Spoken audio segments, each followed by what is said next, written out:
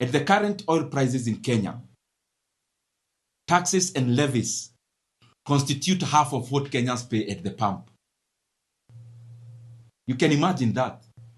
When you are spending 170 shillings per liter, half of that goes into taxes and levies. Landing cost is below 50% of what we pay. And it is that taxes and levies that has gotten an increase when the global oil prices were falling. So I want to demand and at the same time request the leadership of this country. You must stop all the meetings, your political meetings that are happening now. Gather and find a solution to the imminent supply chain disruptions in fuel in Kenya and the imminent price disruptions in Kenya. And I want to say this without batting of an eye, that Kenyans are not going to accept any story around Iran if we still have VAT capped at 16% of fuel, and if we still have the 7 shillings being collected by government. The remedial measure that the government must do immediately without waiting is that the same way they added the 7 shillings of fuel levy through a gazette notice, now a time has come for them to reciprocate to Kenyans. Kenyans have been paying this additional VAT for the last 3 years. Kenyans have been paying the additional fuel levy for the last many months when the global oil prices were falling.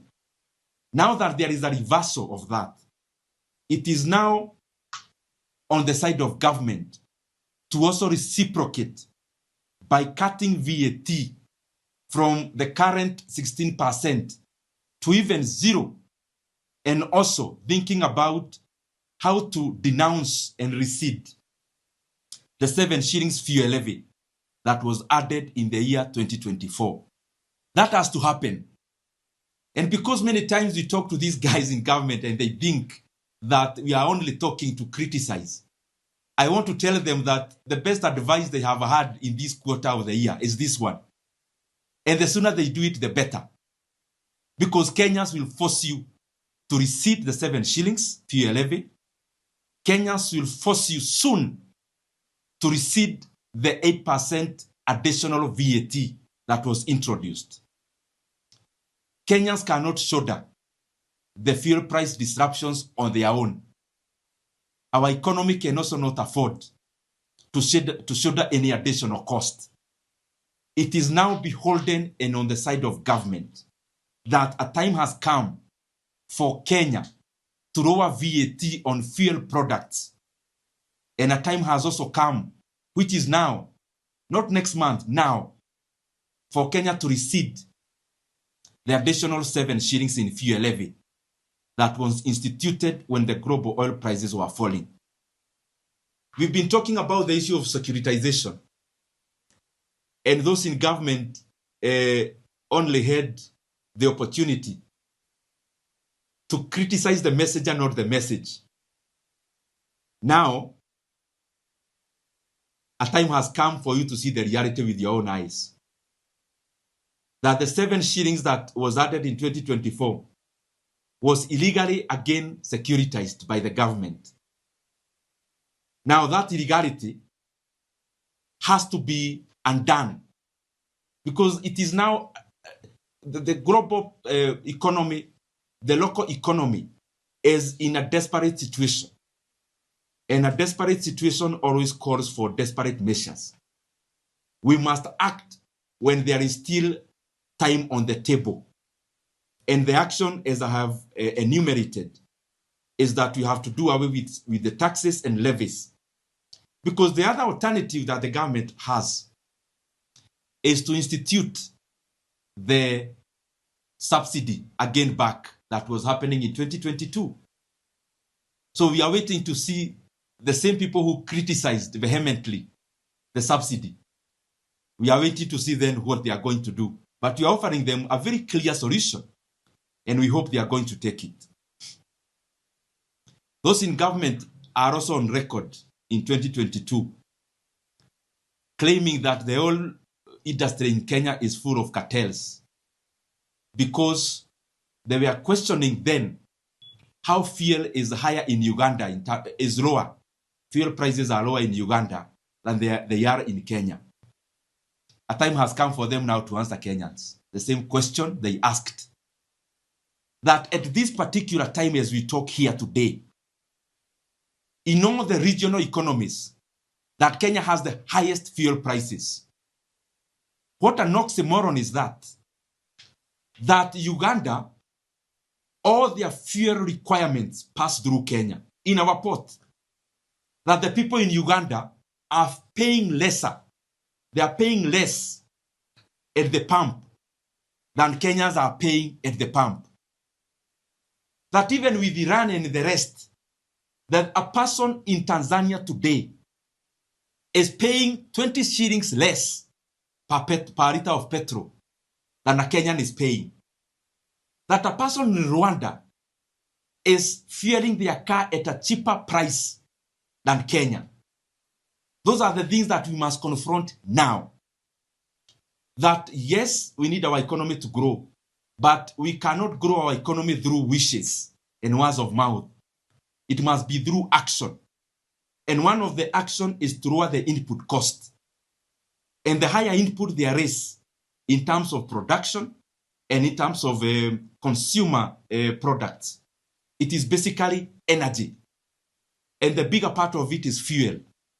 So I want to say this, that fuel prices, and I'm repeating what I said before, were at the peak in the May of 2022 when the oil per barrel almost approached $120 per barrel globally. And around that time, fuel in Kenya at that peak was around 1 shillings to petrol, and with that 1 shillings in terms of diesel. And when you input even the subsidy that was given, assuming it's actually not there, oil prices were still marginally cheaper at the pump when the global oil prices were at the peak. And therefore, Kenyans have to know what is this that happened, that even when the global oil prices were falling, Kenyans were not enjoying the decline in fuel prices here in Kenya. And there are two primary reasons, which I want our leadership to confront now, not tomorrow. Because waiting for this crisis to happen, then we start being reactive. That would be a misleadership. One is that this government added a VAT of 8% in the year 2023 on fuel. That made, therefore, the VAT per liter of petrol that Kenyans pay, it was pushed to around 25 shillings per liter. In the year 2024, when the global oil prices were falling in the third quarter of the year, the then Minister for Transport issued a Gazette notice that again added fuel prices in Kenya by 7 shillings in terms of fuel levy. So the reason why Kenyans actually never felt the decline in oil prices over the last several years is because the government took advantage of that and instituted additional taxes and levies. Now, in an oil-producing country, you have many instruments you can use to lower oil prices when you are an oil-producing country. When you are an oil-producing economy, there is only one element you can use, actually only two you can use to ameliorate the matter. And one is dealing with the forex exchange rate, because most of the fuel is imported and paid through dollar. Even in Kenya, what you hear G2G, them saying they are paying through Kenya shillings. After 6 months, you still have to pay dollars. The long and short of it is that we expect nothing less than the government calling themselves to order, stopping those grandiose, ego-soothing meetings they are doing, and realize that Kenya is facing a crisis. And it's not the work of Kenyans to wake our leaders from slumberland of wishes. They ought to know better. They come, serious meetings needs to happen. They need to write a bill as they did in 2023 when they were adding 8%. They need to do one urgently to cut VAT on fuel. And the minister in charge of transport needs to issue a gazette notice receding the additional 7 shillings that was added on fuel levy in 2024. And additionally, the greedy banks that participated in this illegal securitization, a time has come for them to pay for their greed.